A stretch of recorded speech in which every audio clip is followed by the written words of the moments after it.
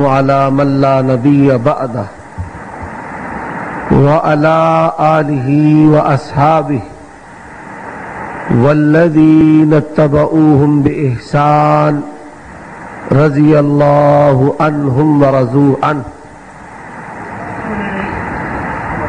أعوذ بالله من الشيطان الرجيم. فاستمسك بالذي أوحي إليك إنك على صراط مستقيم.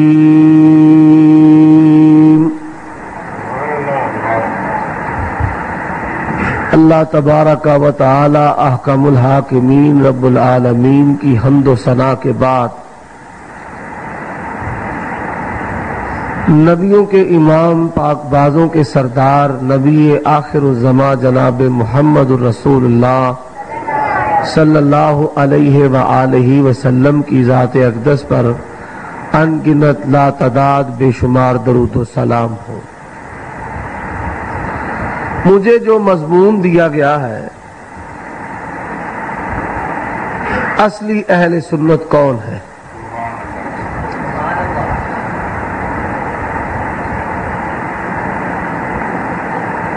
میری کوشش یہ ہوگی کہ اس مختصر وقت میں آپ کو بات سمجھانے کی کوشش کروں. جو آیت کریمہ میں نے آپ کے سامنے تلاوت کی ہے، اللہ تبارک و تعالی فرماتے ہیں فَاسْتَمْسِكْ بِالَّذِي أُوحِيَ إِلَيْكَ إِنَّكَ عَلَى صِرَاطٍ مُسْتَقِيمٍ. اے میرے نبی، آپ وحی کو مضبوطی سے تھام لیں. إِنَّكَ عَلَى صِرَاطٍ مُسْتَقِيمٍ، آپ سیدھے راستے پر ہیں. پاکستان میں جتنے بھی ادیان و فرق ہیں ان میں 4 مذاہب نمایاں ہیں. ایک امامیہ اثنا عشریہ شیعہ، دوسری جماعت بریلوی احباب، تیسری جماعت دیوبندی حضرات، اور چوتھی جماعت اہل حدیث. ذات ایک، گروہ 4 ہے. ذات کون سی؟ ختمی المرتبت سید و ولد آدم جناب محمد الرسول اللہ صلی اللہ علیہ وآلہ وسلم. شیعہ کہتے ہیں ہم سب سے بڑھ کر ماننے والے ہیں. بریلوی کہتے ہیں کائنات میں اگر کوئی عاشق ہے تو بریلوی ہے. دیوبند کہتے ہیں کہ ہم ماننے والے ہیں، اور اہل حدیث کہتے ہیں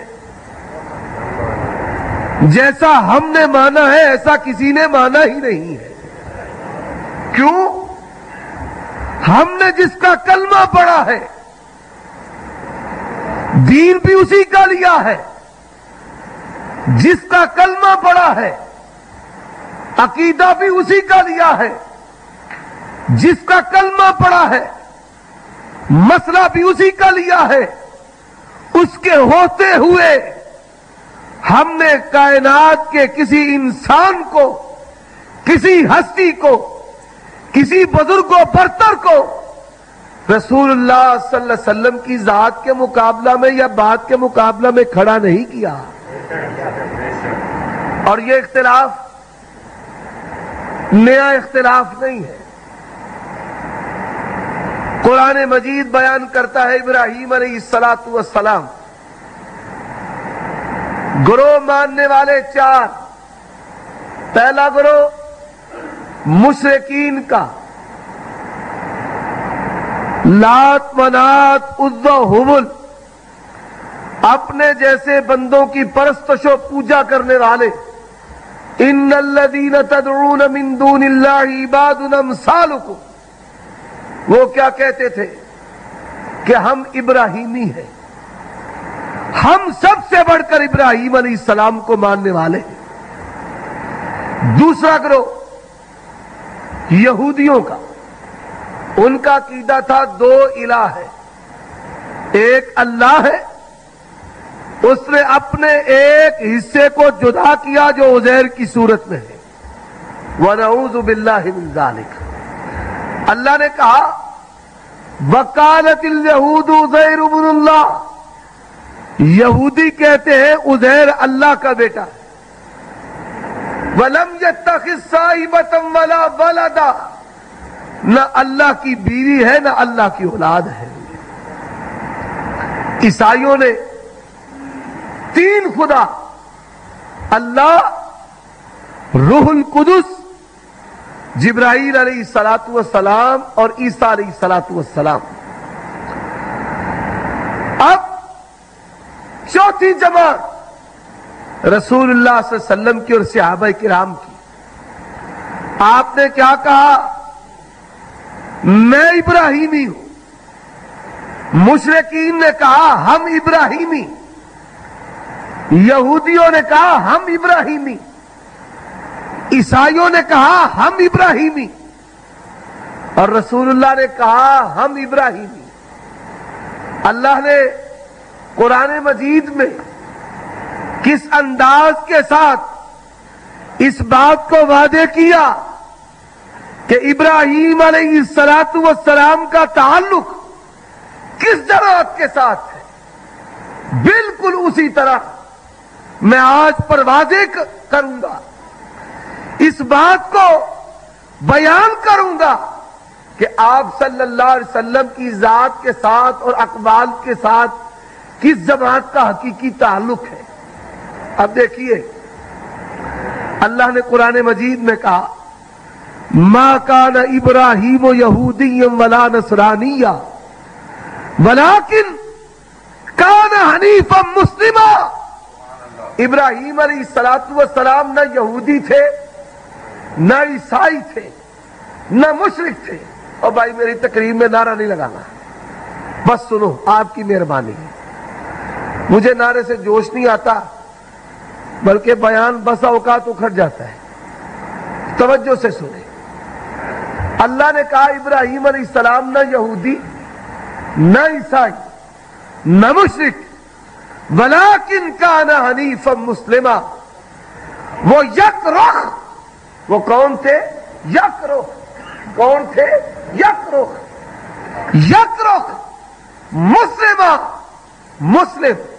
حضرات کس طرح اللہ تبارک و تعالی نے شعور کی عمر عطا کی، گرد و پیش دیکھا کہ لوگ بتوں کے پجاری ہیں، میرا مالک، میرا الہ وہ کون سی ہستی ہے کہ جس کو میں سجدہ کروں؟ اور لوگوں، عقیدہ توحید عقیدہ فطرت ہے، کیونکہ اللہ نے عالم ارواح میں اپنی ذات کی ہمیں معرفت عطا کی ہے۔ حضرت ابراہیم علیہ الصلوۃ والسلام نے اس معرفت کی رہنمائی میں اللہ کو تلاش کیسے کیا؟ تاروں کو دیکھا۔ آج لوگ کہتے ہیں فائدہ دیتے ہیں، اس لیے ہم ان کو بزرگ جانتے ہیں، ان کو پکارتے ہیں، ان کا توسل ڈالتے ہیں، ان کے منت و سنگت واسطے کے قائل ہیں۔ تارے بھی آسمان کو، اس کائنات کو مزین کیے ہوئے ہیں، فائدہ دیتے ہیں۔ جو لوگ بحری حج کر چکے ہیں وہ یہ بات جانتے ہیں کہ رات کی تاریکی میں قطب شمالی کے ساتھ جہازوں میں رہنمائی لی جاتی ہے۔ جب ان سے بڑھ کر آیا، ان سے بڑھ کر چاند، اور یہ مد و جزر کا نظام، یہ تاریخوں کا حساب، نمازوں کا تعلق اللہ نے شمس و قمر کے ساتھ متعلق کیا ہے۔ یسألونک عن الاہلہ قل ہی مواقیت للناس والحج، یہ قرآن بیان کرتا ہے. کہا یہ رب، لیکن تدبر و تفکر میں جب سورج نکلا کہا یہ سب سے بڑھ کر کائنات کو روشن کرنے والا، فائدہ دینے والا، دن بھر اسی بات میں غور و فکر کرتے رہے. جب سورج غروب ہوا، وہ حضرات اس بات کو نوٹ کرو، جب سورج غروب ہوا تو کیا کہا؟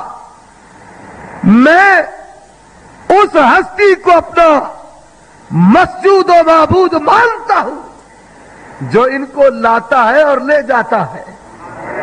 انی وجہت وجہی للذی فطر السماوات والارض حنیفا وما انا من المشرکین.